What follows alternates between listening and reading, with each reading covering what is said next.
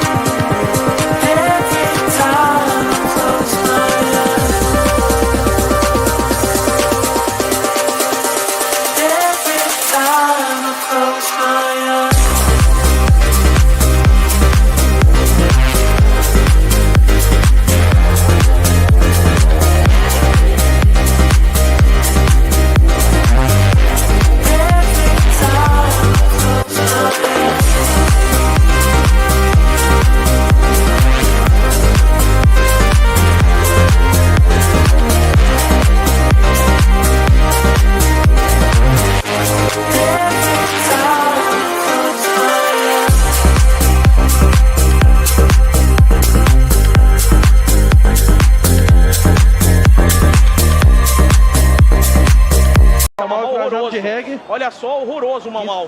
Pegou, tocou pro Gagão. Agora olha o Jairzinho. Olha o pique. Olha pelo primeiro. E o Anão vai. Acaba passando por ele. Não consegue pegar na sequência. Já pega na batida. Bota agora também com a cabeça. Chama ele. O M5 tentando. Pegou, passou pelo segundo. É falta. Acaba conseguindo. Vai mandar. Então o louco. Olha o M5. Vai mandar o rap. Vai mandar ali o funk. Não conseguiu. Senhora. Goleiraço. Salva o primeiro. Salva o segundo. Vai em busca. Chamou no elástico. Já tá sem oxigênio. Chamou ali na xincha. Não tem ali cintura. Tentou no meio das pernas ali atrás. Passou pelos dois. Direito do lance.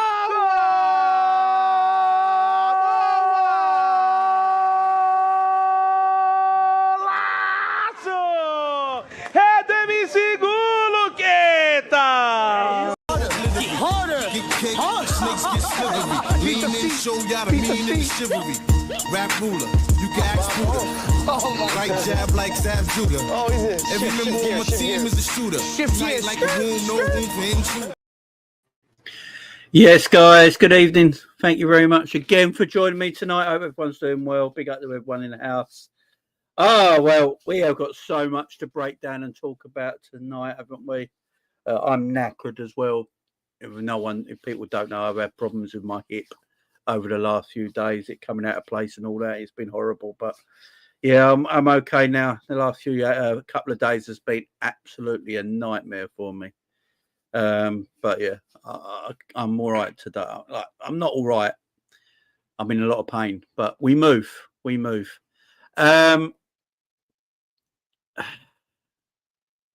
Hopefully I know my daughter's not named Lily. Lily Phillips, you know. No, she's no. Oh dear. Big up David. Big up Psychedelic as well. Big up everyone in the chat. Hope you're all doing good. Yeah, we got a lot of breakdown, a lot of talk about today about this Everton game. On the slot, the referee. Oh, so much to chat about. Also talking about everyone going into a meltdown like league over. It's just mental to me. That's where I'm going to talk about first. But also going to talk about we're going to talk about some of the players in our team. Have a little conversation about some of the players in our team. Are they up for the fight? We're going to chat about that as well. But big up to everyone. Before we hit, make sure you're hitting that like. Make sure you're hitting that like. Make sure you're hitting that like. Oh, we're getting rubbed. Rubbed. I mean, oh, man. Big up all of you. Yeah, that's it. Smash them likes. Yeah, so my hip's not in a good way. I've got a really bad hip. I don't know if you guys know about this, but I've got a really bad hip. I probably need to have a hip. Did I spell it wrong? Oh, bloody. Did I? What did I spell wrong? Have I spelled robbed wrong on the title? Bastards. No, I haven't. Merseyside Day Robbery. I can see it here, spelled correctly. Oh, on the thumbnail. Is it? Oh, don't tell me that shit. Remember, I'm under the influence of a lot of drugs right now. So this ain't helping me. Did I put the thumbnail, spell the thumbnail wrong? If I did, I'll just go back and do that. It's not a problem. We could go back and do that. We can go back and do these little things. No, it says no, it's no U there. There's an O. It's robbed. It's all good. It's all good. Oh, you wrote the wrong spelling. I'm a dick. Sorry. Oh dear. Yeah. My pain in my hip is unbearable at the moment, but look, we'll move on. Let's get through this show. Let's get through this video. And I wanted to do a show for you guys so you have my thoughts on the game and everything as well. And yeah. Playing the drugs. Yeah, painkillers are a bitch, Nick. Big up, Nick. How you doing well, man? Hope you're doing well. Nick, have you changed your name to Nick's Football Club now? Have you changed your name? Big up, Nick. Guys, make sure you go and subscribe to Nick on his channel, man. Someone put any of the mods in the house can put Nick's link to his YouTube channel in the comments. Please go and do that. Go and subscribe to Nick. He's a great guy. Big Liverpool fan out in Australia. Does great content, great reaction videos as well. Go and check him out, guys, if you haven't already. I'll be blessed if you can go and do that for me. Go and share it all. Everyone who's got Liverpool content, make sure you're sharing it. Make sure you're subscribing. And yeah, big up people. That fella from the club. I remember people saying that when it on Lee's channel that time. Someone, I think he said it. That fella from the club. Yeah, there you go. Psychedelic's done it straight away. There you go. Go and subscribe to our man Nick over there. You don't even have to leave this, guys. Just hit that link. It opens up a new tab. Subscribe. Come back. All good. Yeah. Let's do the job here. Let's do the job. So let me just talk about the fan reaction so far. So, I'm going to talk about fan reaction, not about the game, about the situation of Liverpool Football Club right now. So I've been watching a lot of Liverpool content today because I've had nothing else to do apart from put my leg up in the air and just to hopefully the drugs work. So I've been watching a lot of Liverpool content today. And I was shocked by a lot of the Liverpool content because, I don't know. I know we dropped points against Everton. It is a Merseyside derby after all. Even under Jurgen Klopp, we barely won at Goodison. We barely won at Goodison, even under Jurgen. So it's just one of them things.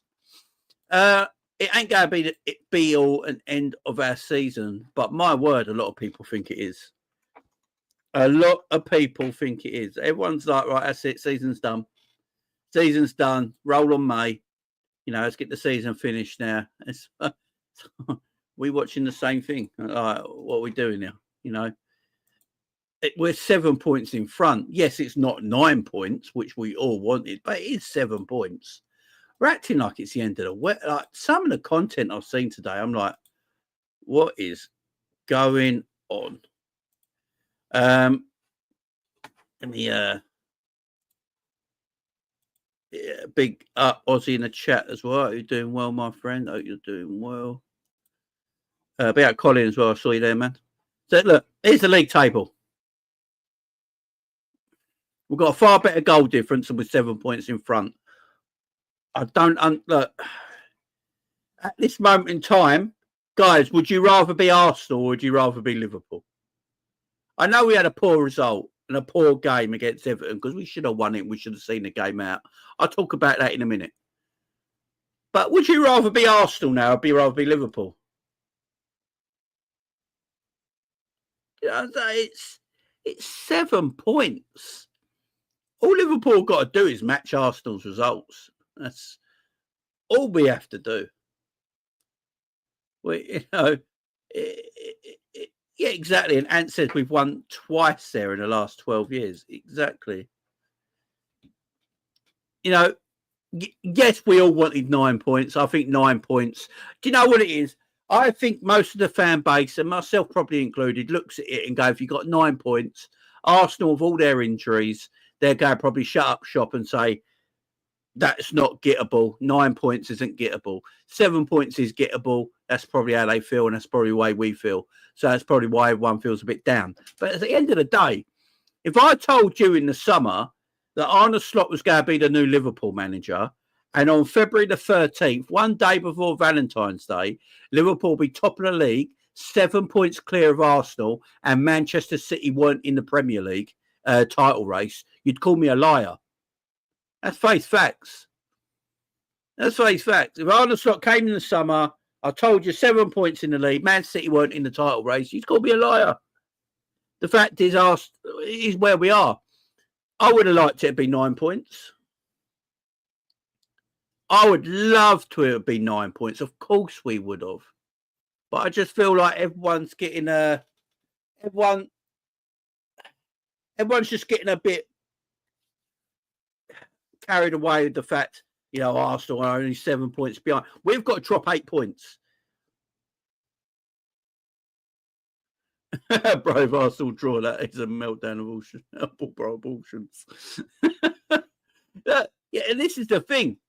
If Arsenal draw against Leicester and we beat Wolves, that's a 9 point gap, ain't it? That goes back to a 9 point gap. Everyone talks about Liverpool can't afford to drop points. Neither can Arsenal, guys. You got to think of it like that. We've got 24. We can play 24 games. So we've got what? 12 games to go, is it? 10 for, was it 14 games to go? We've got 14 games to go, yeah? I believe, is that right? Yeah, 14 games to go. We've got 14 Premier League games left. We've got a 7 point gap. That's an 8 point swing, yeah, for Arsenal to go above us. That's pretty much them winning every game almost and us dropping a lot of points.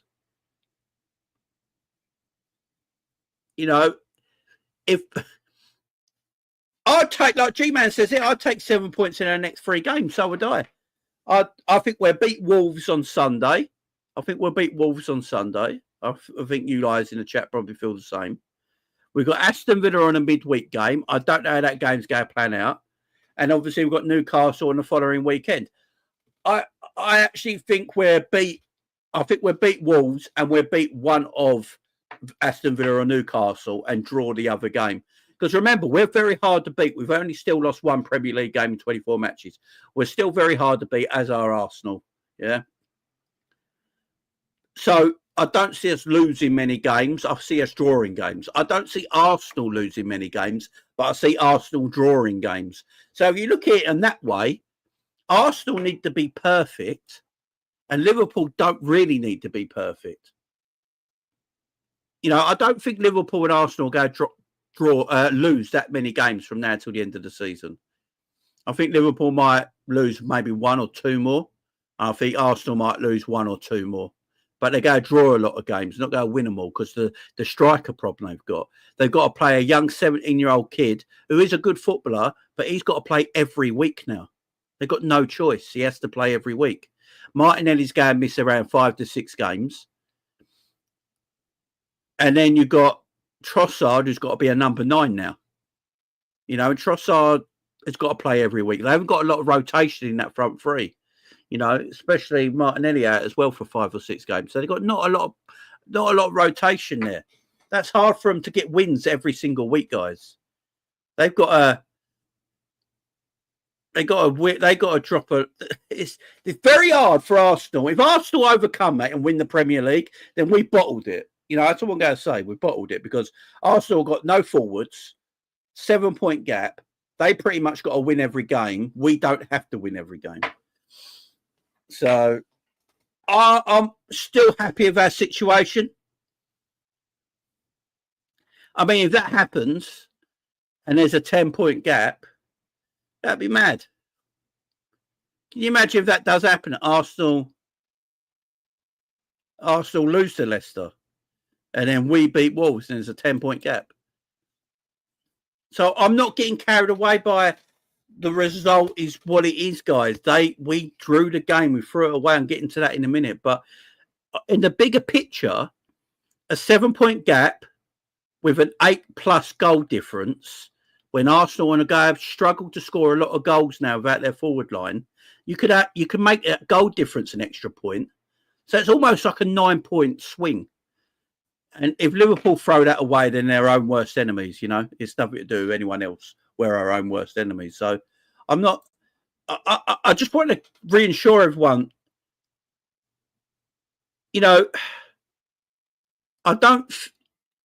it's not the end of the world. It's just not the end of the world. And I think people are just getting a bit very emotional about the standard of it. And I understand, but there's a 7-point gap at this moment in time. And that could be 4 points by the time we play Wolves. We beat Wolves, it goes back to 7 points.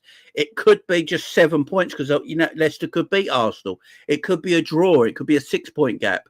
And then if we beat Wolves, it's a 9-point gap. So the pressure is more on Arsenal Football Club than it is on Liverpool Football Club right now because Arsenal can't afford not to win a game.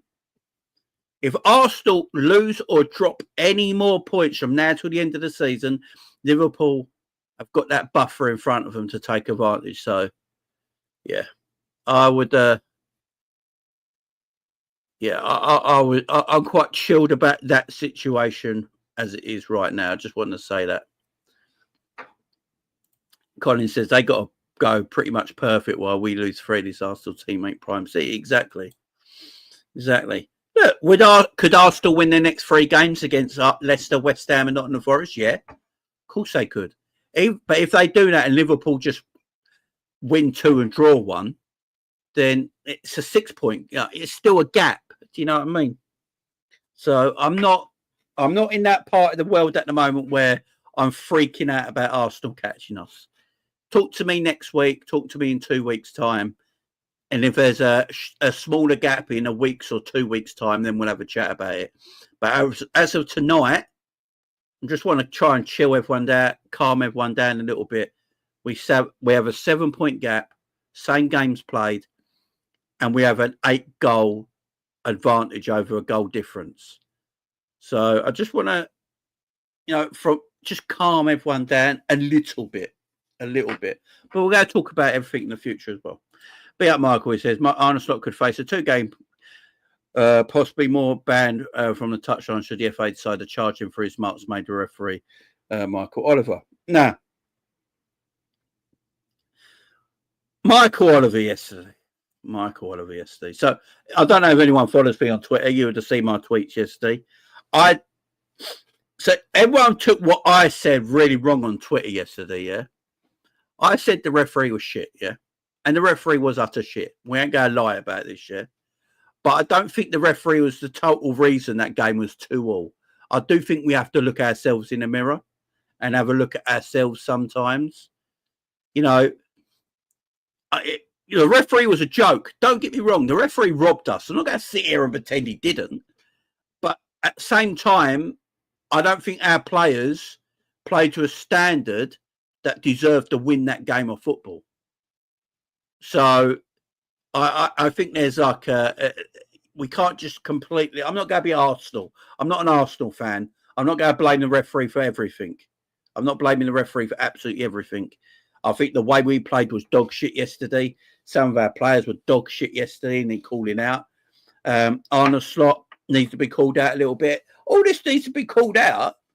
But the referees have a massive game to play in this. And Michael Oliver is as corrupt as you can get, guys. You know, it's as corrupt as you can get. You know, I don't understand the decisions he makes. And now I'm looking at it from afar. He never makes them decisions to Manchester City. Ever. Only team he never fucks over. Only team he doesn't fuck over is Manchester City, guys. It really is. It's the only team he doesn't fuck over. He's fucked over Arsenal. He's fucked over Liverpool now. Multiple times. You know, I don't know what his problem is. You know, I really don't understand what his problem is. I guarantee you this year, they ban Arne Slot. They ban Arne Slot from the Manchester City game, and they make Michael Oliver the referee for Liverpool Man City. Because Michael Oliver is considered the best ref in the country, and the biggest game in the country probably is Man City Liverpool. So they're going to give Michael Oliver the game, probably, aren't they? So if they give Michael Oliver that game and Arne Slot is not available for that game, that's the biggest piss take I've ever seen in my life. If that happens, then yeah. It's fucking. And you guys are right. The referee did ruin the flow of the game. What I mean by we didn't help ourselves, I don't think we played that well. I think some of our I don't think that was one of the worst games I've ever seen Virgil van Dijk play. I think we can probably all agree with that. I think Virgil got beaten up a bit yesterday and was really out of sorts. That's what I mean by it. That's all where I mean by it. I'm always on the thing that sometimes we just have to. I don't want to blame someone else for our own fails.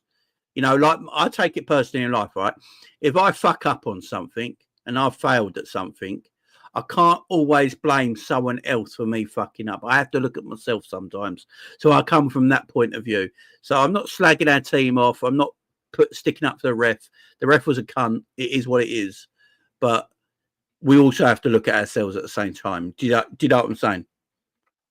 Do you know what I'm saying? That's what I mean by it. But Mike Oliver's the biggest snake in the world, man. Like, their first foul weren't even a foul. Their first goal weren't even a free kick. Like, he dived. And by the way, he went off injured. I don't like to see players go off injured, yeah? But that's karma for diving like a prickle game, yeah? You dived continuously and karma came and bit you in your fucking ass and you went off injured. I'm sorry. I might sound petty and horrible. I don't like players getting injured, but it's called karma. It's called karma. You dive around like a bitch, God's going to treat you like one. And that's what happened. You got injured. Yeah, I'm just saying, man. I might be Sam bit. Yeah, he just the diving that guy was doing, man. Getting players booked for nothing, getting free kicks for nothing, diving around. It done my head in, man. You know, just absolutely done my head in, the amount of diving he did. No, I'm not a Liverpudlian. But I'm sticking up for Arsenal here, so don't shout at me. I'm sticking up for Arsenal here about Michael Oliver. Michael Oliver is, I just don't get it. And that free kick they obviously got was not a foul, and they scored from it. Now, we can blame the referee for giving a free kick, and rightly so, because it weren't a free kick. It weren't even a foul. We can blame the referee for that entirely. What we can't blame the referee for is how we fucking defended that free kick. That was disgraceful. Yeah. I can't blame the referee for the way we defended that free kick. Do you guys agree with that? We can blame the referee for the free kick being given because it wasn't a free kick. It was a dive. There was no contact whatsoever, and he should have seen that. But we can't blame the referee for the way we defended that free kick. Right, let me just answer this chat. He sounds like he's from London. I am from London. My dad's a Liverpool fan from the area. I'm from London. I'm going to support the club my dad supported. As simple as that. I'm 43 years of age. I've been supporting Liverpool since I was 9 years old. In 1989 is when I first started supporting Liverpool. So hopefully that settled that. Yeah, Macca didn't touch him at all, Magic. Exactly. He didn't touch him at all. But we can defend better from that situation than the way we did. Yeah, that's all I'm going to say on that.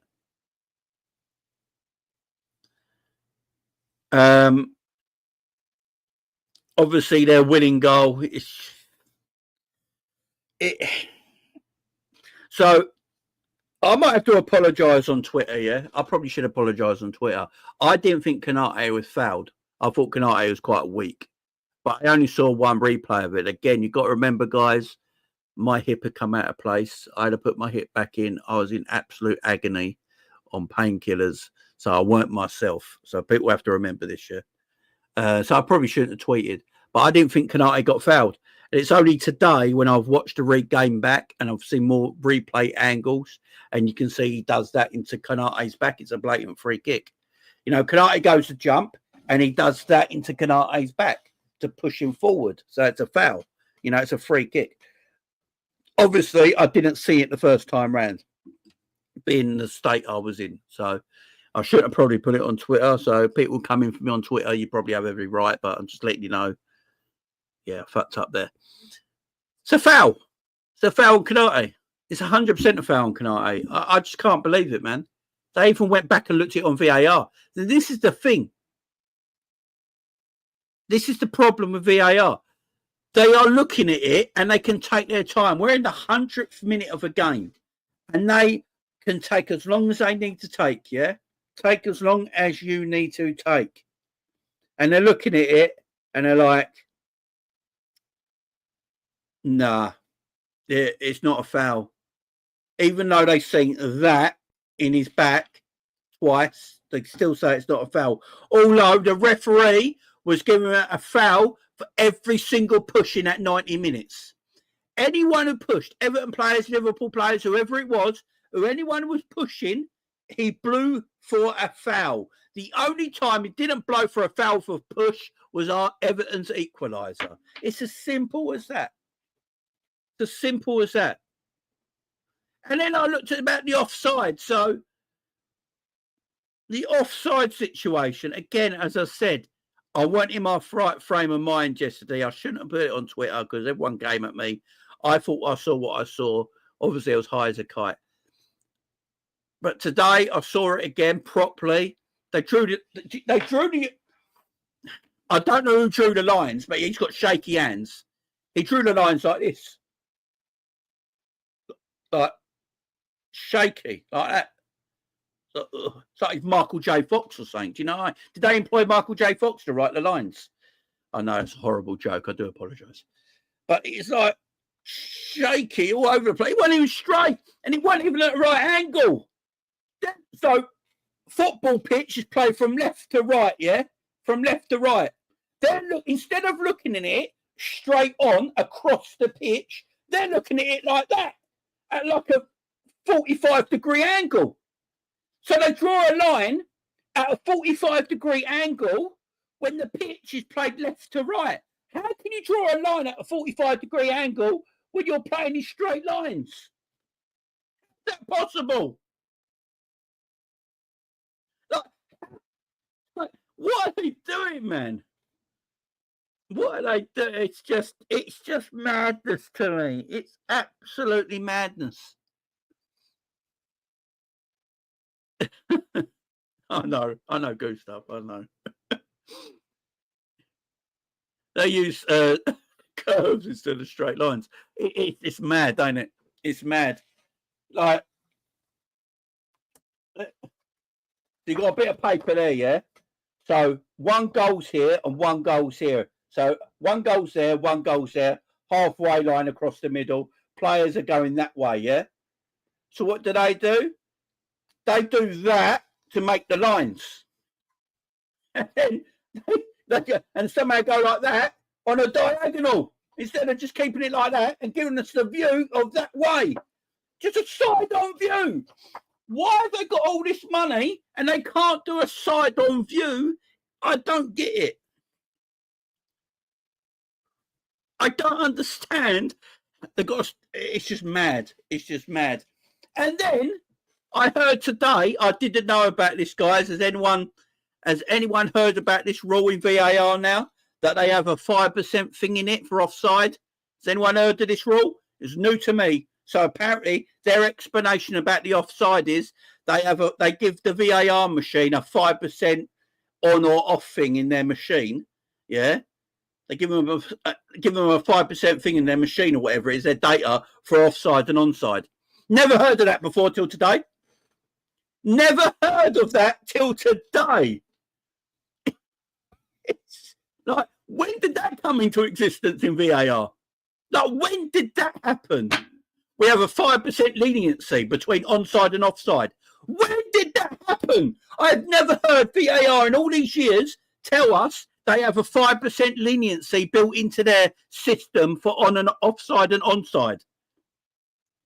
And they tell us today, oh yeah, VAR might have got it wrong because they have a 5% leniency in between offside and onside. When did that happen? Did you just download that today? You can imagine the PGMOL, can't you? Today they're like, right, we fucked up massively. Coots, they've all fucked up again. They fucked up Liverpool again. We had it with Coot, the bloke who was sniffing drugs off a man's arse. We had it with him. Yeah. Now we've got it with Oliver, the Pratt, and Oliver's little army of Pratts in the VAR room. Yeah. We've got to do something because we all know it was offside. We're fucked.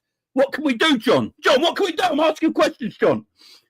I know what we can do, Dave. I can implant a 5% leniency into the data, which will get us away with it. And then we can blame the data for having that 5% leniency on onside and offside. Well done, Dave. Dave, take that. Go, yeah, good man, good man. That is basically what happened today. That is basically what happened. It is just fucking mad. I've never heard of it. I have never heard of this in my life. Where did this come from? 5% leniency in onside and offside. I think it might even be more than 5%. Just put. Do you know why they won't do it, Nick? It's because you can't corrupt it.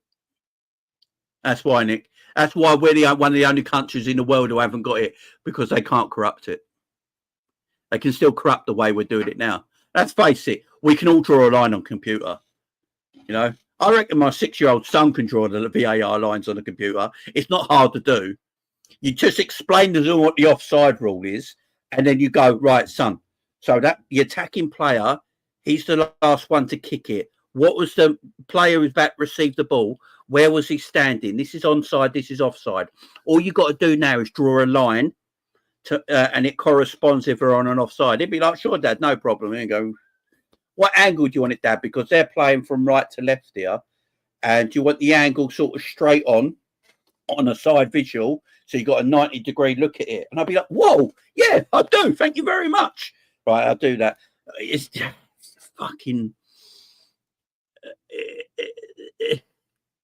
It's just mad. The fucking...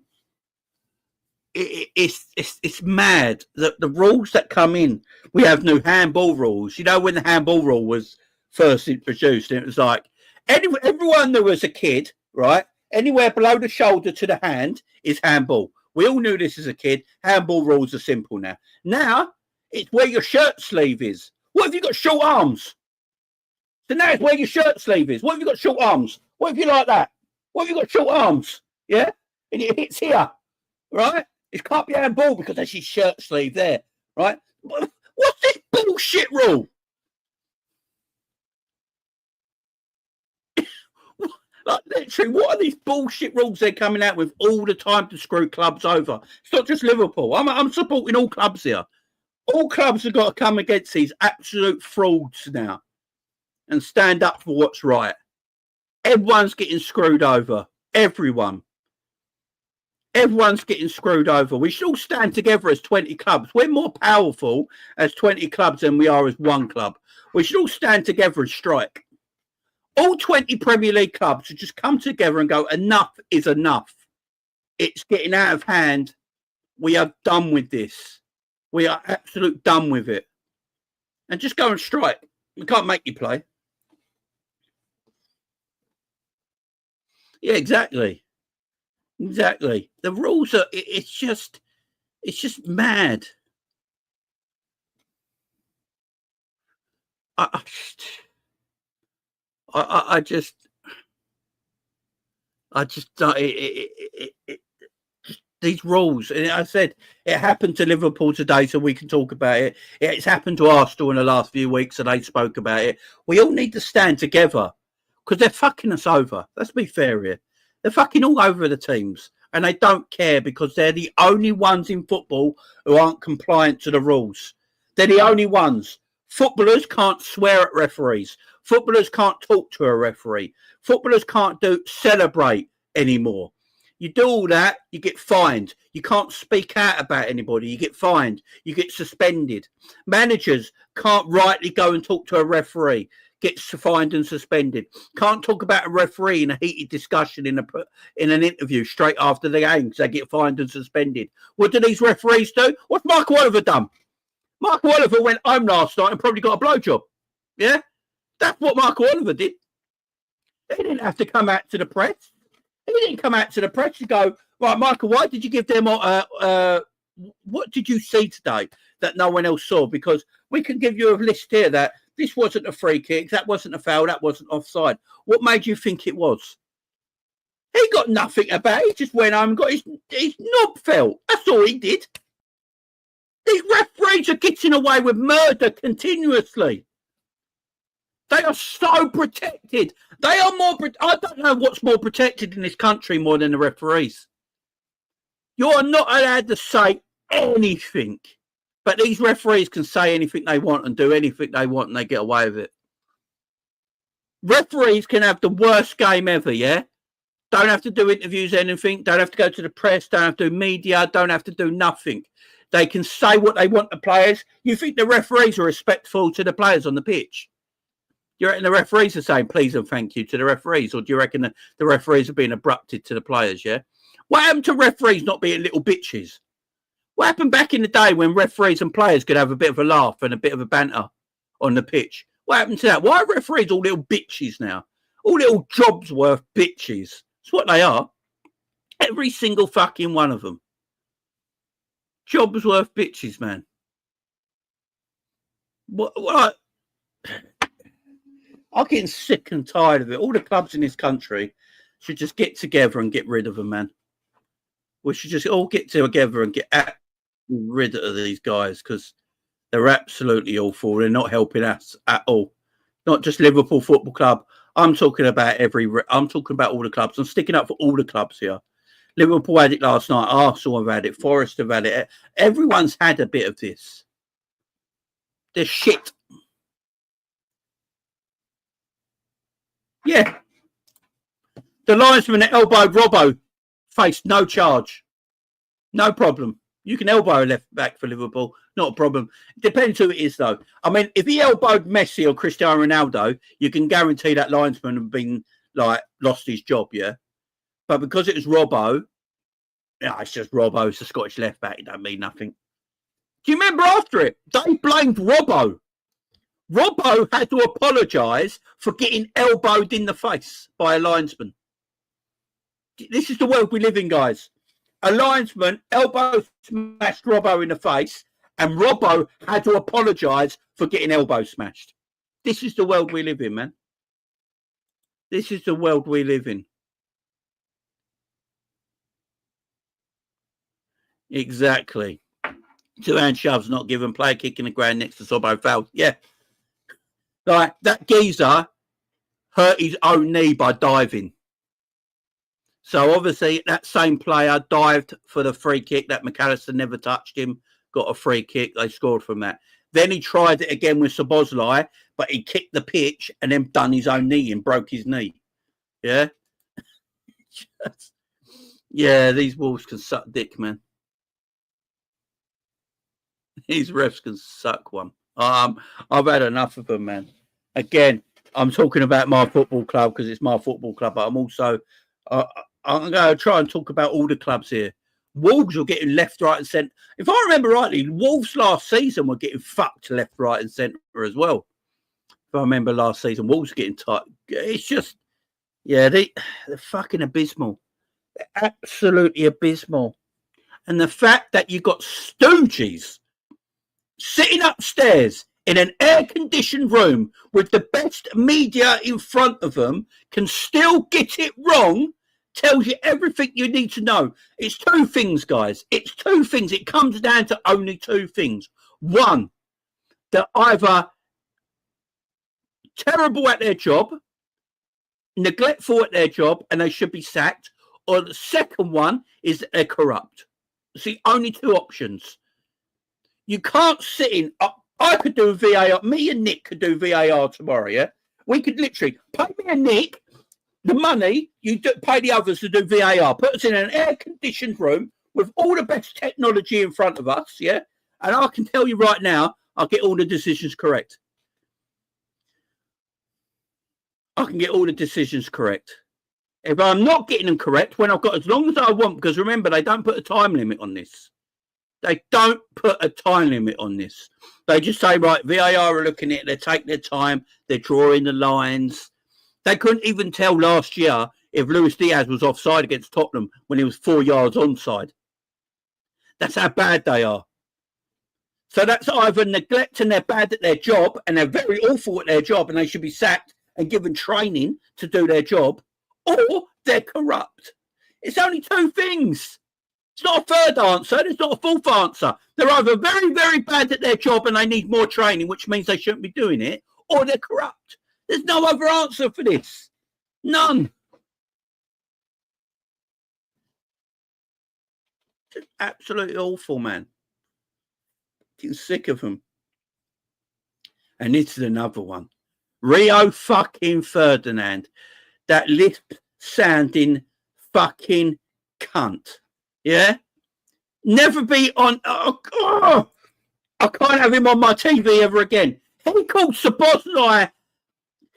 Szoboszlai pathetic for being fouled in the penalty box, but he never called the Everton player pathetic for not being touched and winning a free kick that scored their first goal.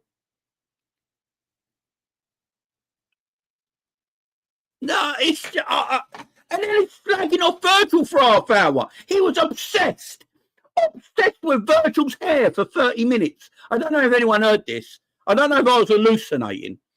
But he was obsessed with Virgil van Dijk's hair for about 30 minutes. So what is that about? It was... I don't know what he was... Calling Szoboszlai... He went, Szoboszlai should be ashamed of himself. That's what he said. He said Szoboszlai should be ashamed of himself. But for me, I thought it was a penalty. I thought he got fouled. Yeah? They didn't even review it. Personally, I think Szoboszlai got fouled. Yeah? And he said Szoboszlai should be ashamed of himself. But the geezer who won for Everton, who won the free kick for their first goal, wasn't touched at all and just dived. Didn't say a thing. Didn't say a thing.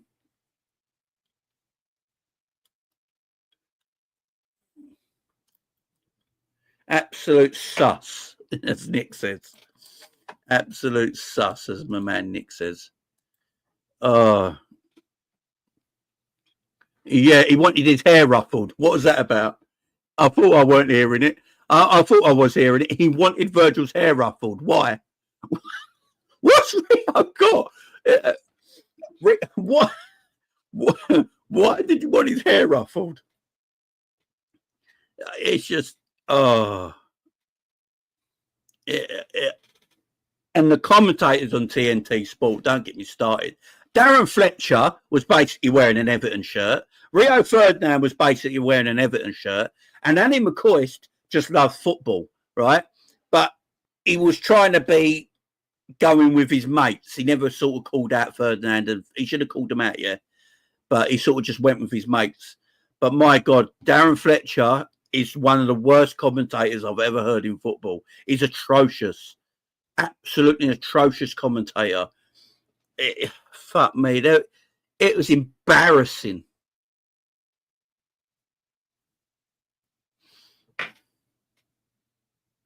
Yeah, go and subscribe to Nick's channel, guys. Big up to everyone here. Yeah, exactly, Paul. Exactly.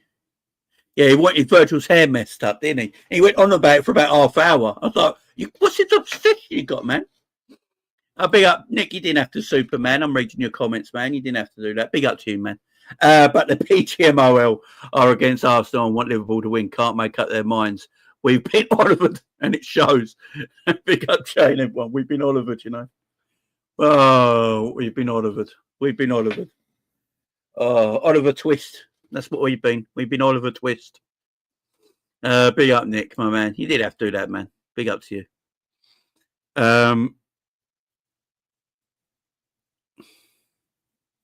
Yeah, he hates it. He can't stand it that Virgil's a better centre-back than him. He don't get it, does he? Oh. Everything about that game yesterday just stunk. Everything about that game yesterday just stunk of the worst kind of shit ever. You know what it was? Has anyone ever drunk 8 pints of Guinness and had a shit after? That's the kind of smell it was, yeah? I'm sorry for the ladies in the house. I do apologise. But if anyone's ever drunk 8 pints of Guinness and had a shit after, it's all kinds of wrong.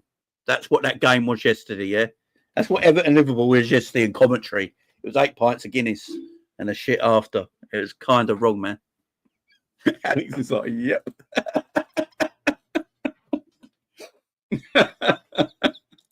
Oh, it was all kinds of wrong. Oh, Otter's Pit. People know. People know. Big up the people who are drinking the Guinness. My kind of people. But yeah, I don't know what else to say. And Andrew's right. We never play well ever. And Andrew is right. We only won twice in 12 years, I think. So, yeah, big up, Andrew. You are right there. Right, the handshake. Big up WeChat Football. Go and subscribe to my man over at WeChat Football as well. Make sure you go and subscribe to my man here as well. He's right about Curtis as well. Big up Curtis, my man. If anyone's got a thing for WeChat Football, can they put a link in the chat as well? Go and check out WeChat Football. Curtis Jones.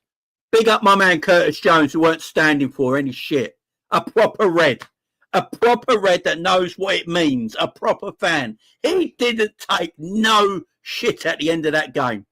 Decore celebrating in front of the Liverpool fans, and Curtis Jones was like, I'm having none of that shit on my watch. I'm a Scouser, born and bred, red till I die. He fucking weren't having any of it. What I want to know is, where was the other Scouser in our team when that was happening? Yeah?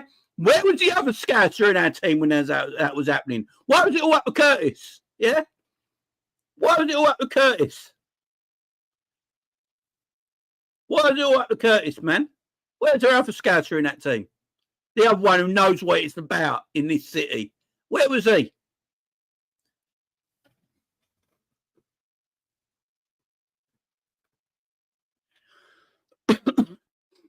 But love Curtis Jones, man. Curtis Jones making daisy chains, Keeley says, on his way to Madrid. But big up Curtis Jones here. He wasn't having none of it. He was up for the fight. He wanted to go. By the way, why was Curtis Jones the only one sent off? Why weren't Ashley Young sent off for getting Curtis Jones around the neck? I know Decore got sent off, part of it, yeah. But why weren't Ashley Young sent off? Because he grabbed Curtis Jones by the neck. Are you allowed to just do that there?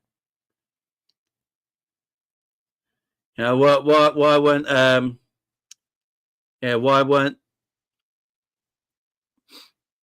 Why weren't Ashley Young sent off? Grabbed my man by the neck. Yeah, because he's not a Liverpool player. Yeah, exactly. And you must have saw it as well. Ashley Young got him round the neck like that.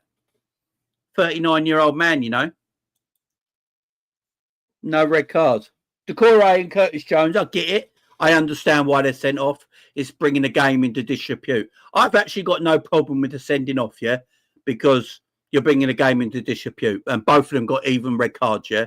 Curtis Jones and Decore both got sent off, yeah. I'm fine with it.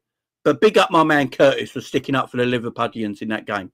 Big up my man Curtis sticking up for the red side of Liverpool, yeah? And for going, I'm not having this shit. I hope the next time Curtis plays at Anfield, he gets a standing ovation from the Anfield crowd, yeah? Because he stuck up for them. He's one of them, yeah? Don't matter what you guys think of Curtis as a player. The next time Curtis is available after his suspension and he plays again at Anfield, I hope he gets a standing ovation, man. I hope he gets a standing ovation.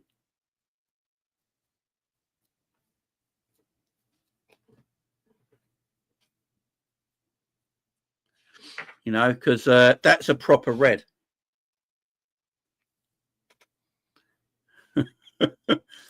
Myself, Jamie. Remember as a team, my first all Guinness night out and being like, what did I do last night? I thought it was the same. You know, my friend, you know. Yeah, it's giving me like I they realise no matter what you think of Curtis as a player, you either like Curtis, you don't like Curtis. I get it. I think Curtis Jones is a bit of a Marmite footballer, and I understand that. But he weren't taking no shit, and he's a Scouser, red side, red born, red till he dies. Weren't taking none of that shit Decore did in front of his people. Yeah, so I just hope he gets the credit he deserves for that. You know. Big up my man Colin, 21 months member. Big up to you, beautiful man. And now we talk about Arne Slot. They finally did it, guys. They finally broke him. The calmest man around got broke.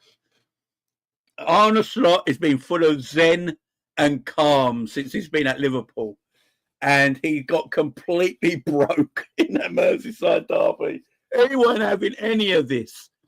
And I don't know about you guys, but is Arne Slot the first manager ever to get sent off for shaking hands?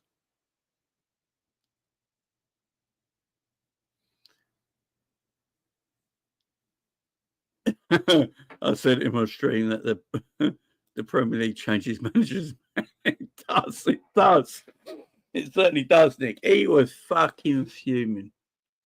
That's the angry I've seen Slot. Apparently, so the room, what I've heard, apparently there was a lip reader, and they said when he shook his hand, he said "good game" in an aggressive manner. He sort of went "good game" like that, in an aggressive manner, like hard handshake. He went "good game" like that to the referee, and that's why he sent him off. You know, he got sent off for saying it's a good game and shaking hands. It's mad, ain't it? It's mad. But then everyone remember when Pep Guardiola shook a certain referee's hand in the Liverpool Man City game when he went twice, when we won 3-1 and he shook a certain referee's hand. No red card for that referee in an aggressive, sarcastic manner. What was that referee in that Man City game, guys? Who was the referee in that Manchester City game? When Pep Guardiola shook his hand violently and sarcastically went, great game in a sarcastic manner, and he never got sent off. What was that referee again? Who was the referee in that game? I'm sure you guys remember. I think it was a certain Mr. Oliver, wasn't it? Certain Michael Oliver. Yeah, it was Oliver.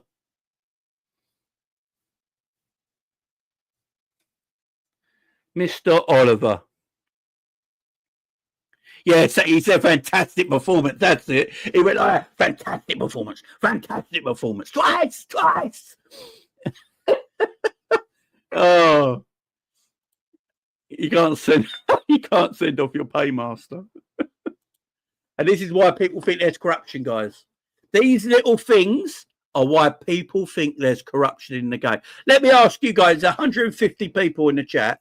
Let me ask you guys in the chat right now. Just put yes or no to your answer. Just put yes or no to your answer. I need to know from you guys. Do you believe there's corruption in football? Do you believe there's corruption in the Premier League right now? Do you believe there's some kind of corruption going on in the Premier League? Just put yes or no in the chat if you do.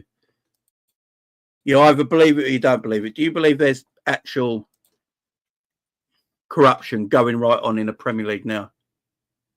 It doesn't have to be full-blown like FIFA corruption when Michel Platini said, I'm voting for United States and Mexico for the next World Cup, then gets called into an office, 5 minutes later comes out, pats his chest where he's got the money and says, I'm voting Qatar. You know, it's not that blatant, you know what I mean? Most of you do, eh? Most of you do. Yeah. Corruption's a bit far, but incompetence, yeah, sure. I hear that, Nick. I hear that to an extent. I think there is something to an extent. Where there's money, there is, exactly. There's billions of pounds going all over the shop here, guys. Billions and billions and billions and billions. And you're telling me no one is favouring anyone else? And that's why I'm on about Nick Nack. Big up Nick Nack, and he's got it spot on. And VAR just adds to another level of corruption. It does.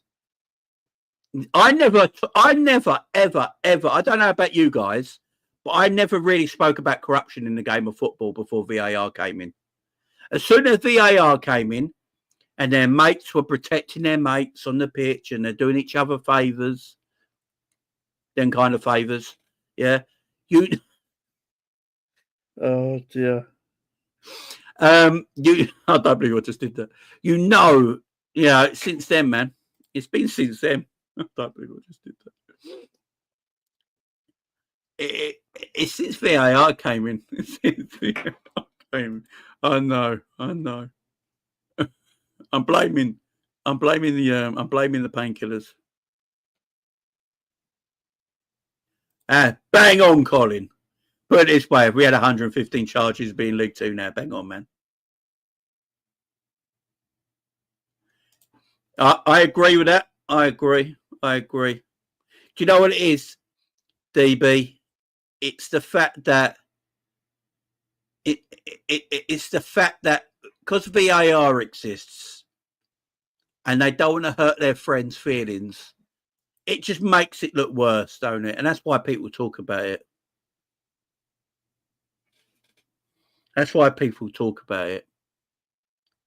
But as I said at the beginning of the show, guys, we are 7 points clear at the top of the league, and it's a position I wouldn't swap with anything in the world right now. I want to be... Oh, by the way, I should put allegedly corrupt. There you go. Stop me getting told off by anybody. Allegedly. Everything's alleged on the channel. Everything I said today is allegedly. There's no truth to it whatsoever. Yeah, so I don't get told off here. But yeah, we're 7 points clear. I would have bit your hand off at that at the beginning of the season. So, yeah, I'm perfectly happy with the situation we are in at this moment in time. It's just a game for itself, you know. The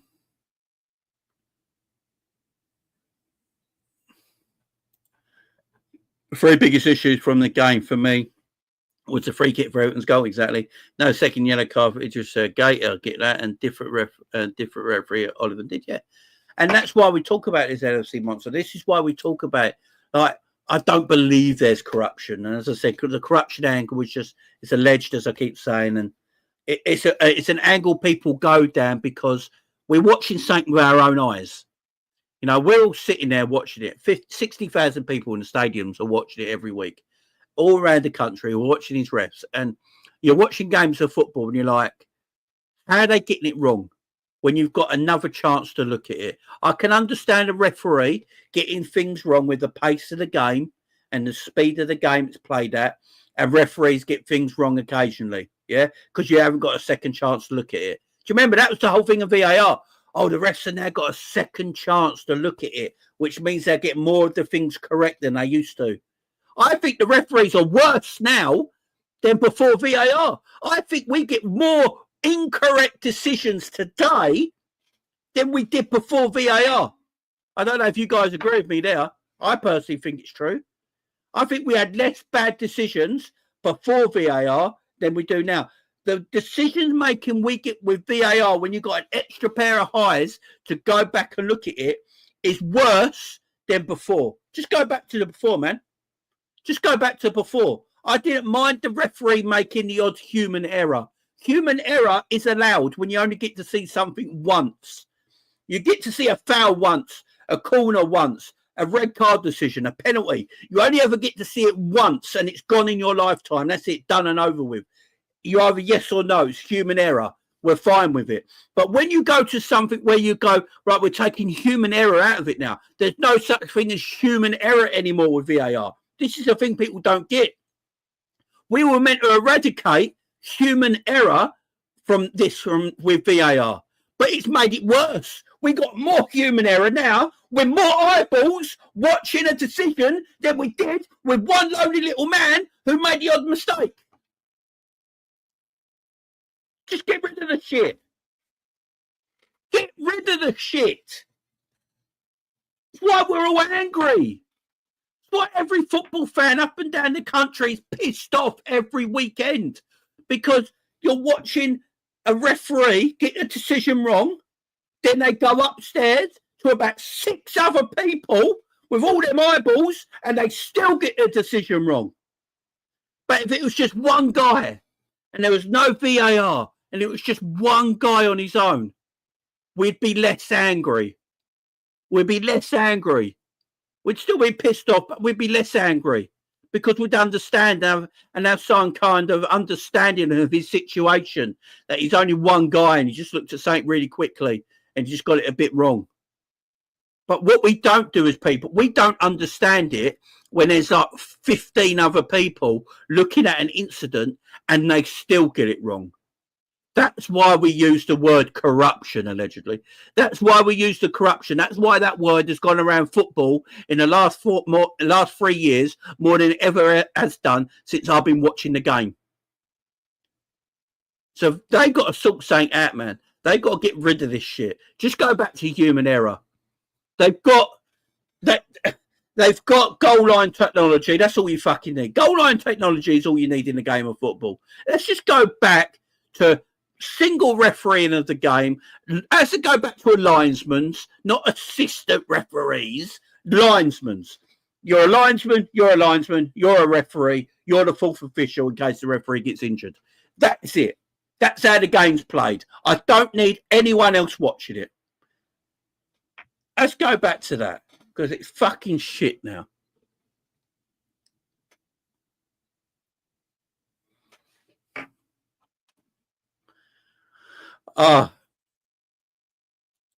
They want. I bet they won't use AI. I bet they won't even use the new one that Nick talked about earlier that they use in Europe and in the Champions League. They won't even use that offside thing. They just go back to this drawing of lines in a weird angle. Like the game is played in a rectangled pitch from left to right, and they do angles of 40 degrees to do a line. So what are we doing here? What, like, did you do maths as a kid? Did you do any design technology? Did you do any graphic design? Do you know about width and depth? These officials don't know what a width and depth is. They're like, right, so the width is at the depth. What? I ain't got a clue. Fuck them all. Nick's like, goal line tech and automated offsides and we're good. Yeah, just leave it as that. Just leave it as that and we're all good. We're all good. I can blame VAR for last night, my friend. The last goal, the equaliser, that was all on VAR. The equaliser was all on VAR. It's all on VAR. Especially the way they drew the offside.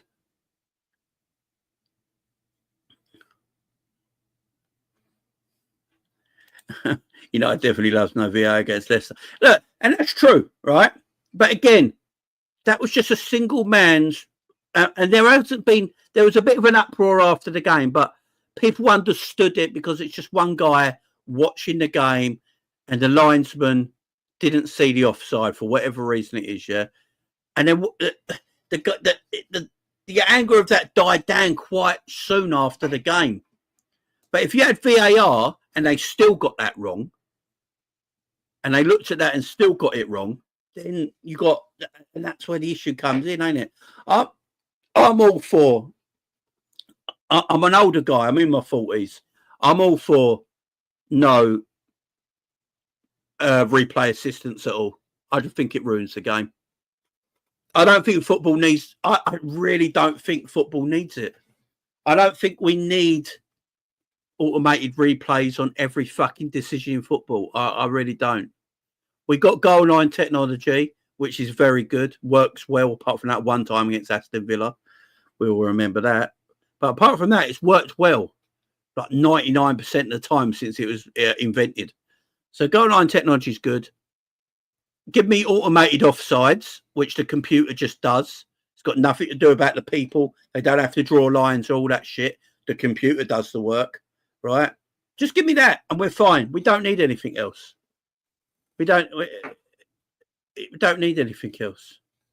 I don't like VAR. The referees are worse since VAR came into market. They just are.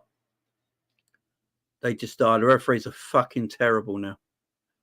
They got lazy. And the problem is the officials upstairs in the VAR room are still not doing their job properly anyway. So how do we win as fans, man?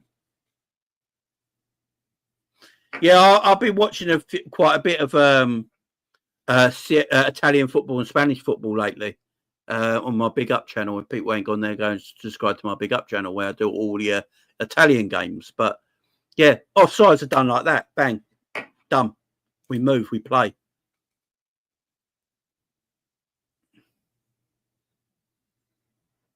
If you like VAR, Pete, that's good for you. I might be just a bit old school. I don't like VAR. I really don't. I don't. It's just me. I'm a bit old school, maybe. Maybe it's me. I don't know what it is, but I personally don't like it. I can understand a referee getting something wrong with human error, only seeing it one time. We can all understand it. But when you've got people in a VAR room that still get it wrong, then for me, there's a massive issue. Do you know what I mean? For me, there's a massive issue.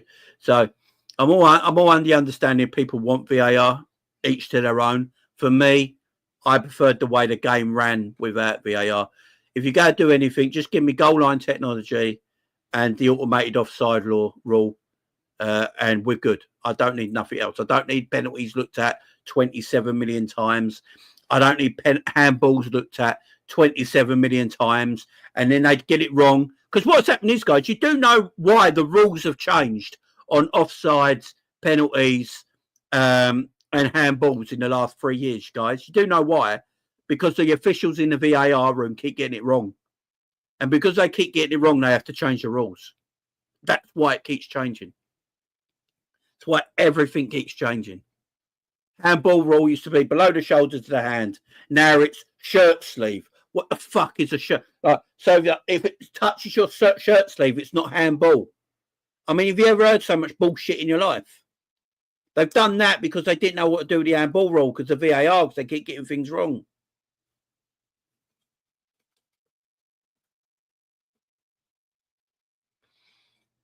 And if you want to do anything like Craig says here with referees, just let the referee look at the replay and no one's allowed in his ear. No VAR. The fourth official just tells the referee the replay is available to you. Go and look if you want to look at it. Right? And that's it. No one upstairs telling him any different. He just goes and watches the replay in real time, by the way, not slow motion. I hate it when they show replays in slow motion because slow motion makes everything look worse. Slow motion and still pictures make everything look 100% worse. You show the referee in real time how the game is really played, what he missed on the pitch. You let the referee go and look at that on the monitor in real time. And if he decides to stick by his decision, he's looked at it twice, he's stuck by his position and get on with it. And there's no one upstairs, there's no one in the secret room, there's not 7 other people in a room drawing lines and all this bollocks. Just leave it as that. Leave it with the man on the pitch. What is the point of a referee today? What is the point of a referee today? Ask me. Why do we actually need a ref on the pitch? He doesn't ref the game. VAR do. VAR in his ear for 90 minutes.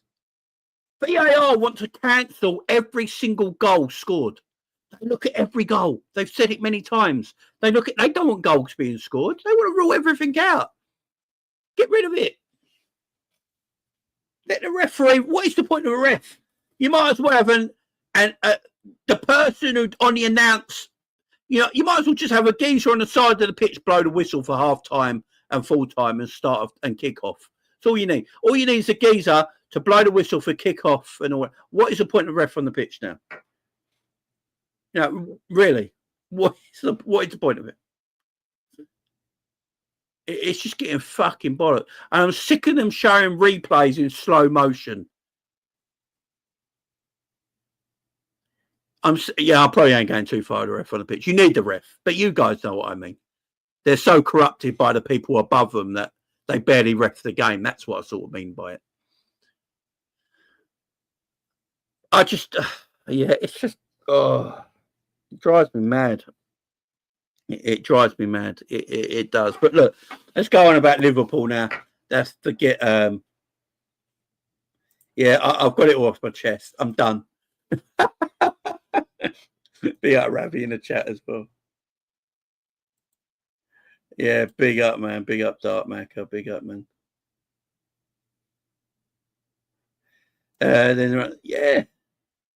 I mean, just replays alone. You just gotta. I hate when replays are shown in slow motion, man. Just showing its true effects, man. Yeah, go for 150 likes, guys, if we can. Smash them likes up. Any mods in the chat, make sure you get in and do the same. Smash them likes up.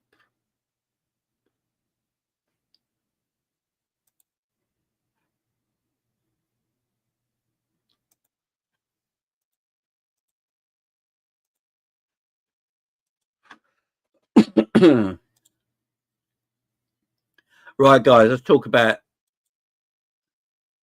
Big up K-Mac in the chat as well. My man, how you doing? Well, K-Mac. Let's talk about the players, yeah? Let's talk about the players on the pitch. Let's talk about. I'm going to offend people now, aren't I? Because I know people love this guy. People absolutely love this player. And I'm going to have to talk about him, and you guys are going to hate me. Does anyone know what player I'm talking about? I ain't going to talk about Luis Diaz. Luis Diaz. I'm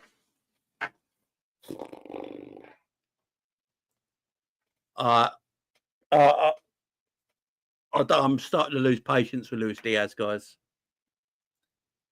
I am starting to lose patience with Mr. Diaz. At the start of the season, as Nick Nack said, he was on fire. And then September finished. Literally, I forgot to do this, guys. Every time we talk about Luis Diaz, we have to get him on screen, don't we? I forgot about this. Love a zombie.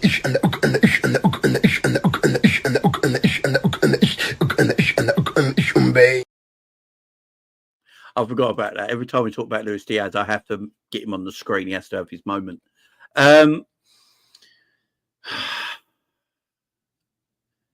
So obviously everyone knows I said Diaz's best position for a while is that false 9 position. And when he went into that position around September time, he actually was playing okay. Now, Luis Diaz's best position is left behind. That's where it is. Diaz's best position right now is left behind. It's not left back. It's not the number 9. It's left behind. Big up Toto Hammer in the house. How you doing well, man?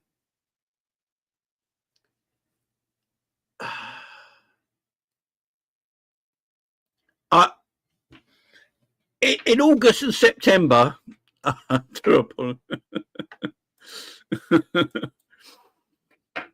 in August and September, the first couple of months of our season, Luis Diaz was an absolute fire. I sat here and done a video and said, oh my God, this is the Diaz I want to see. You guys know, you guys have been with me for a while now. You guys will know I've never been the biggest Luis Diaz fan. So this is not coming from recency bias or anything like that. Everyone here will know I've never been the biggest Luis Diaz fan. But at the beginning of the season in August and September, he played extremely well. He played extremely well. We did videos about it. We bigged him up. We bigged him up for the way he played. And I've always said it, Diaz is never going to be that GA man. He's never going to be a man that gets you goals and assists throughout the whole season. They're going to be purple patches. Like August and September time, he got always GA pretty much in that period of time. In them first 2 months of the season, maybe a little bit into October. But the first 2 or 3 months of the season, Diaz was on fire, got always GA in. And I don't think he's got many GA since then. Did his last goal come in the Premier League in December, if I remember rightly? Is that wrong? Am I wrong there? Someone told me this today. I don't know if they're right or wrong, by the way. But someone told me his last Premier League goal was in December, which is obviously we're in February now, so it's a while ago.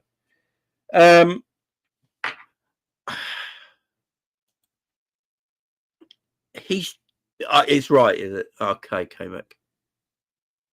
Someone plays and it's good enough. We got Toto, agree.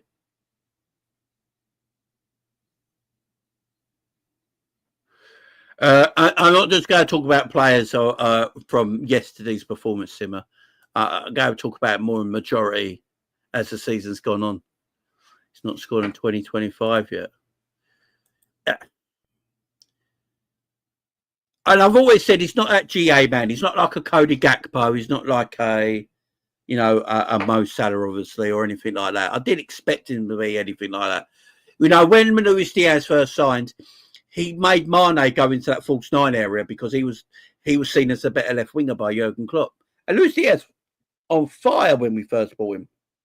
For the pace, for the trickery, taking on his full back, getting crosses in. It was excellent. That Luis Diaz don't exist that much today. There's times when Luis Diaz can dribble around players. Yeah, and deliver. But it's so far between games now, you can barely see it. Like, what it is with Diaz, he's so in the moment. If he's not playing well, he's just not playing well. There's no like Mo Salah yesterday. Yeah, Mo Salah, I didn't think played well all game, but he got the assist and the goal because he's a moments player. Luis Diaz can't really do that. That's what Diaz's game was not really about that. So Mo Salah had a poor game. Well, I don't think any of us are going to disagree with that, but he would produce the moments in the game that pretty much almost won us the game. His assist and his goal. He's a moments player because the best players in the world are moments players. That's what they do. They don't have to be heavily involved for 90 minutes, but in that 90-minute game, they'll win you the match. And that's what Mo Salah does. I don't expect Mo Salah to have like world-class performances, but he has world-class moments, and that's the difference. Luis Diaz doesn't have that. And now, like a lot of Liverpool fans are saying, he's not even creative as much as he used to be. He's not creating enough now. He's not going past his fullback like he used to. He's got to get up. I think, and with Arne Slot's got to look at his situation now and pick a striker. Arne Slot's just got to pick a striker now. Because I actually thought we looked better when Darwin Núñez came on the pitch and went in the middle. I think we looked a better team for it. He's got to pick a striker. He's got to pick either Darwin or Jota. For me, that's what Arne Slot's got to do now. I think Cody Gakpo's his preferred left winger. Mo Salah's his right winger. He's got to pick a striker now. Either Jota or Darwin.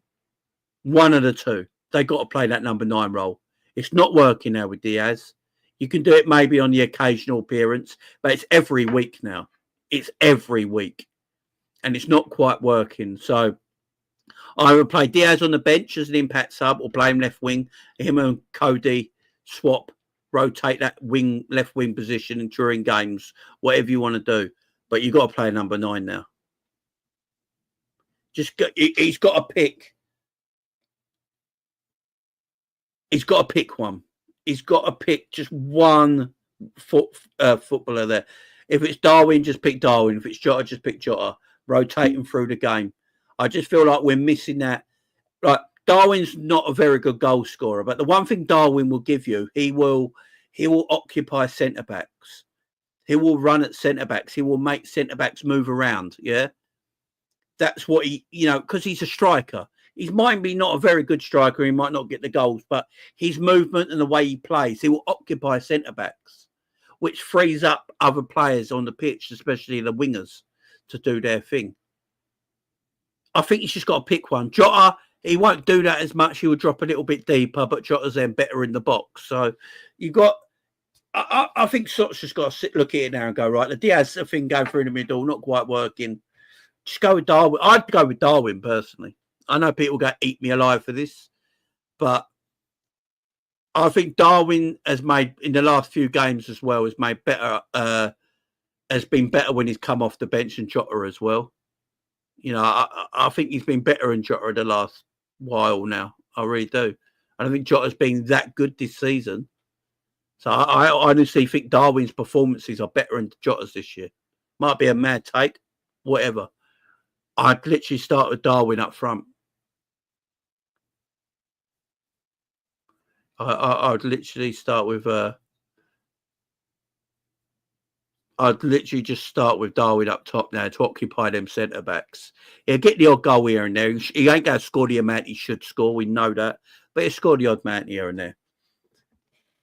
And just that occupying the centre backs, his movement, he's strong, he's quick. It's just something different for players to play against. But in this whole season, since August till now, between Darwin and Jota,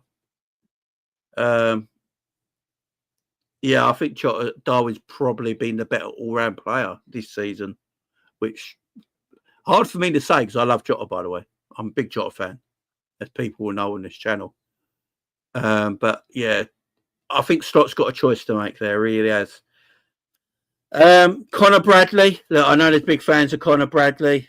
I don't know, guys. I don't know. I think Conor Bradley's a good player. I said this on the Sam show last week. For me, you got 2 right backs who play right back differently and do good footballers in their own right. Conor Bradley and Trent Alexander-Arnold.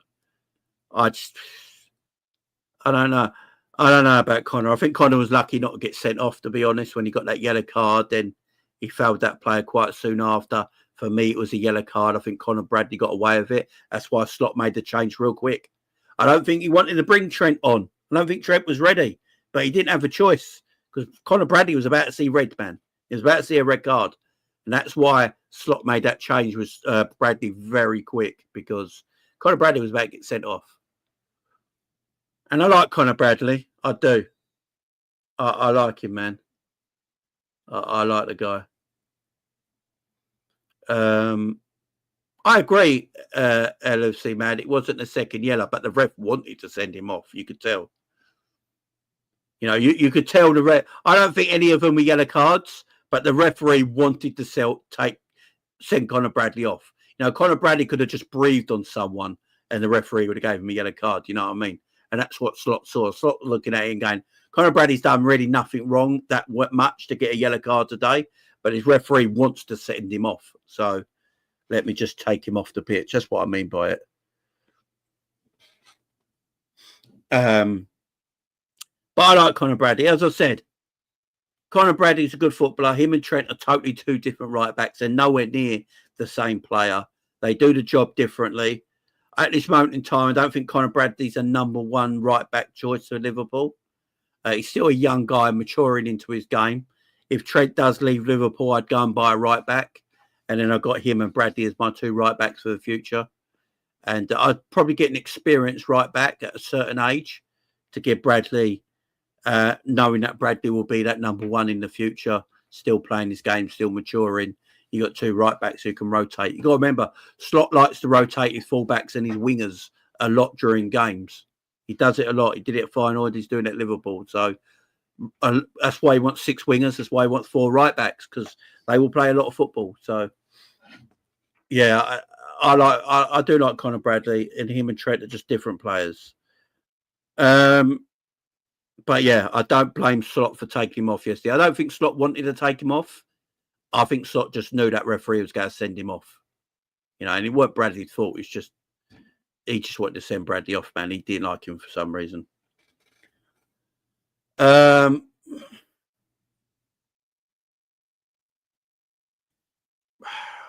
Guys, I'm not blaming I'm not blaming Bradley for his yellow cards, by the way.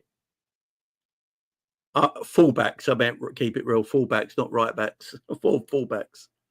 Yeah, I'm not blaming Bradley for the yellow card or the way he played. It was the referee. He wanted to send him off, you could tell. I don't think Trent was meant to come on in that game. I don't think Trent was completely ready. He was just on the bench. I've been shocked if Trent came on, if we were winning that game. But I think Slot could tell that referee wanted to send Conor Bradley off, man.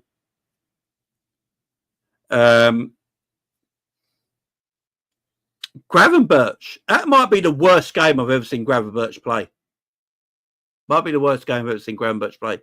In a big derby like that, Slot actually took him off. I was shocked when he got, I was actually shocked when he went off. But I actually think, apart from one substitution that I'll get to in a minute, I actually think the substitutions that Arne Slot, I forgot his name. The substitutions that Arne Slot I thought made sense. He put Curtis Jones on for Gravenberch, and I thought we started to play better. Yeah, I think the substitutions he made, apart from one substitution that I'll talk about in a minute, I thought they made sense. He took Robbo off. Robbo was having a stinker. Robbo just can't help putting 2 hands on people all the time. It drives me mad. I was watching the game yesterday. I'm like, Robbo, why have you always putting 2 hands on people? Stop it. He just can't help himself. He's like, Urgh. It's like, Robbo, stop with the 2 hands, man, every fucking time. So he put Simicast on, he put Curtis Jones on, and I thought them subs were good. They changed the game. I thought good subs. I was shocked that Gravenberch went off. I thought, wow, Gravenberch had a bad game. The one that I don't know about you guys in the chat. I was confused by it. Why did Jota come on? That's the one I don't get. The Jota sub. Why didn't Endo come on? I know Everton all playing long and direct, and I've heard this thing, and people saying, oh, they were playing long and direct, so it wouldn't have mattered if Endo came on. Then people are wrong if you're thinking like that. Because what Endo would have done, Endo would have smashed them, and they wouldn't have been able to go long. That's what people don't get. Endo would have come on, and he would have stopped the long balls, because he would have just smashed them. He would have ran into them and smashed them. He would have taken a booking. Big up Endo. He would have smashed them. You know, and yeah, I just finger burger to him. Big up my Nick. He's a wrestling guy. There you go. I love Nick even more now, being a wrestling guy. Big up Nick. Yeah, I'm surprised Endo didn't come on to see out the game. I'm surprised he didn't come on to see out the game. Exactly. He would have smashed people. That long ball would have stopped. That long ball they were trying to put, it would have stopped. I'm surprised Endo didn't see pitch. I thought the Curtis Jones and the Simicast subs were excellent. And for Robbo and Gravenberch, again, as I said, Gravenberch coming off shocked me a bit, but I did think it was the right substitution at the right time. I thought Slot got that absolutely correct. But the Jota one, was it 5 minutes to go? Was it that Jota came on? I was like, we're 2-1 up. Why is Jota coming on? It didn't quite make sense to me. Yeah, LNK, doing well, man. All good, man. All good.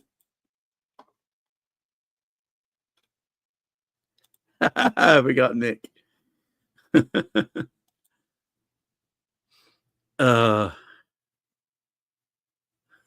Yes. My John Crease. Can't be John Crease, man. But I don't take them out of the packet, yeah. I leave them in the box, yeah, until my kids found it. This is what happened. Don't have children, guys. Don't. All the men out there, yeah, if you can, pull out. Yeah, unless you really want to be a dad, obviously leave it there. But this this is my answer to you guys. This is what happens if you have kids, yeah. I like to keep my things in the box, keep them all nice and neat, keep them all tidy. And then my kids are like, oh, toys, I can play with that. And I'm like, no, they're not toys. They're not toys. Leave them in the box. Leave them in the box. Like my Optimus Prime. Don't move.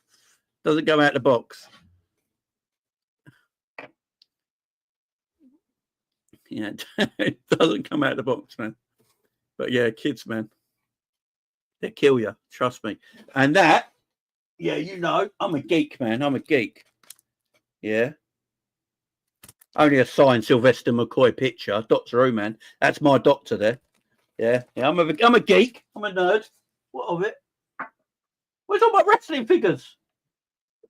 I've got Randy Orton. Where's my wrestling figures gone? They don't have kids. They've been in my bedroom and I've taken my wrestling figures down. I'm going to kill them. I'm going to kill them all. Oh, dear.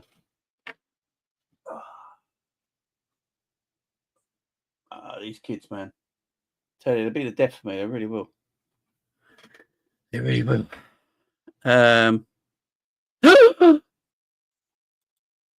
LNK, you broke my heart. You broke my heart. Look, I'm a nerd. I ain't gonna lie. I'm a bit of a nerd.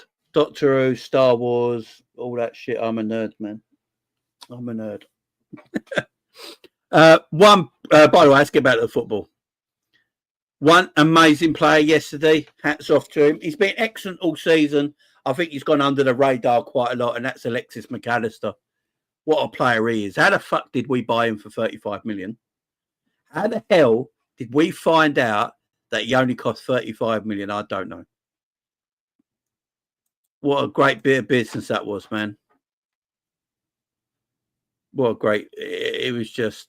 He's so good. He is, man.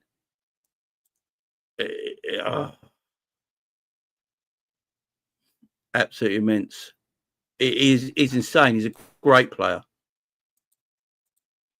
His ability yesterday, man. What he does on the pitch, his passing, his control. Oh, I love the guy. I absolutely love the guy. Yeah, 35 million. You have to give the club credit for that, man. You have to. Finding out that he had a £35 million release clause. Apparently, Brighton didn't realise. I think there was something about it because when they did Alexis McAllister's contract, they had a release clause in it, but they didn't realise it was only 35 million quid.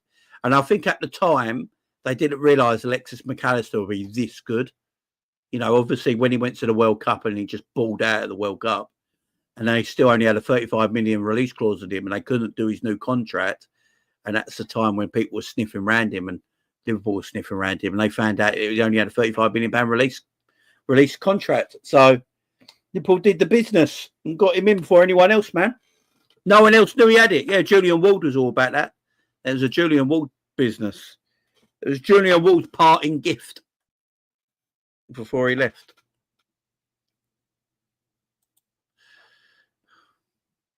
Yeah, they only paid 8 million for him as well. Big up Brighton, by the way. Great scouting network Brighton have got.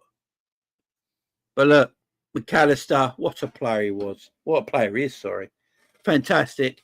He was great. Salah, he just Mo Salah. What more is there to say? Again, I don't think he played well, but the world-class player he is, he has the world-class moments, and then moments are immense. And we thought we had the game won, and then we know what happened in the end. But look, at the end of the day, guys, we're 7 points clear. We're 7 points clear in the Premier League title race. 24 games have been played. We have got an 8-goal advantage over Arsenal as well. Arsenal have got no Havertz for the rest of the season, no Saka for the rest of the season. Martinelli's out for 5 or 6 games. They don't no Gabriel Jesus for the rest of the season.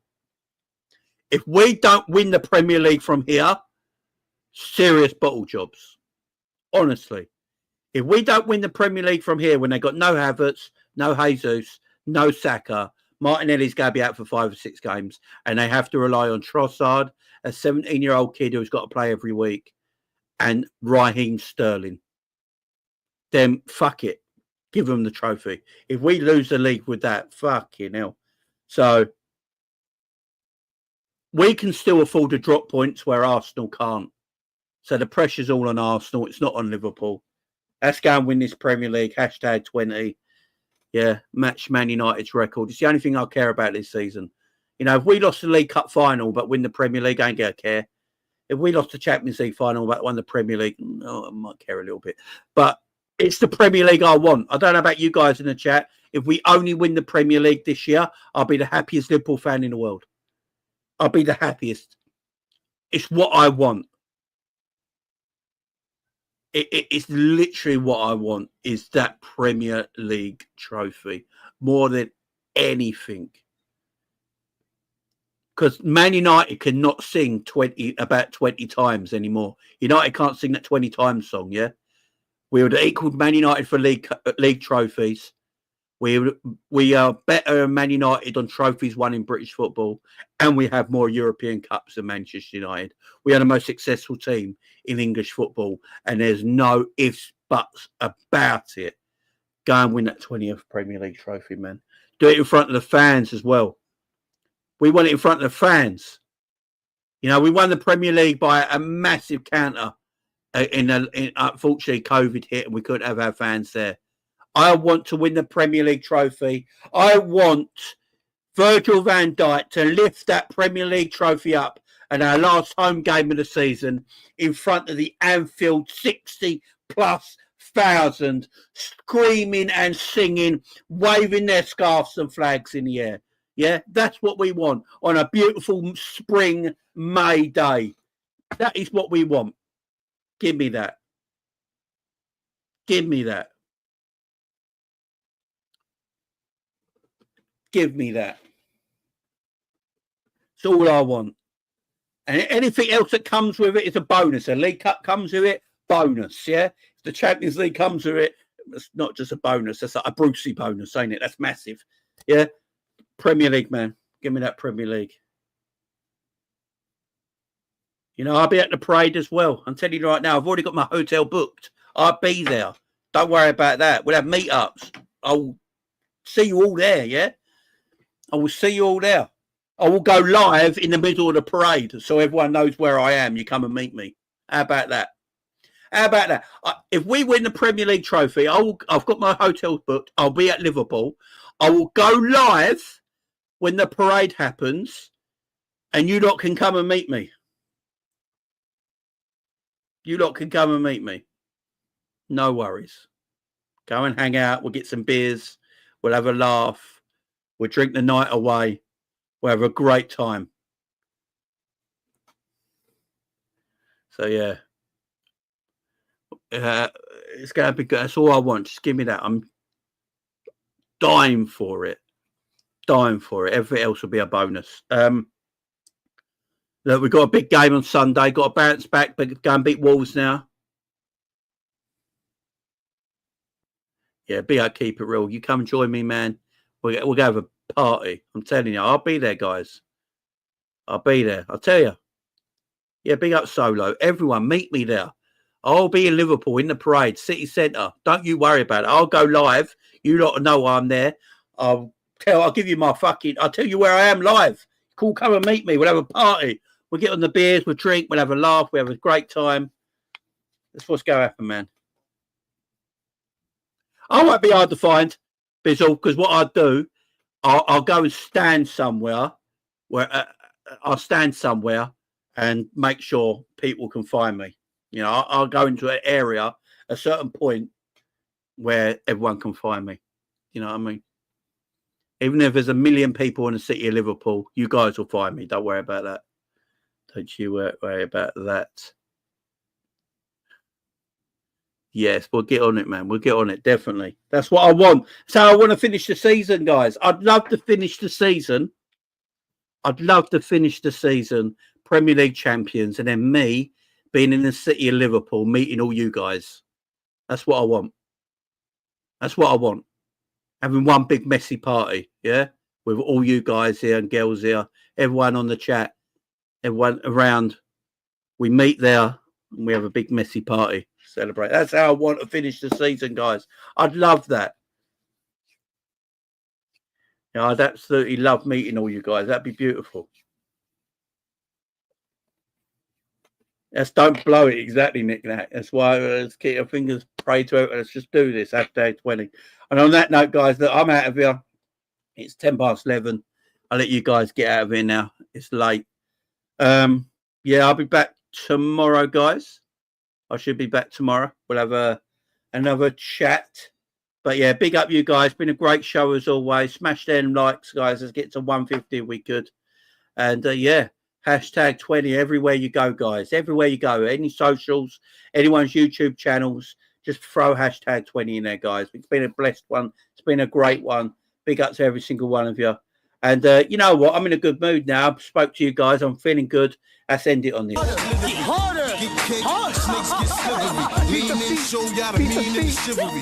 Rap ruler, you can ask Buddha. Right jab like Sam.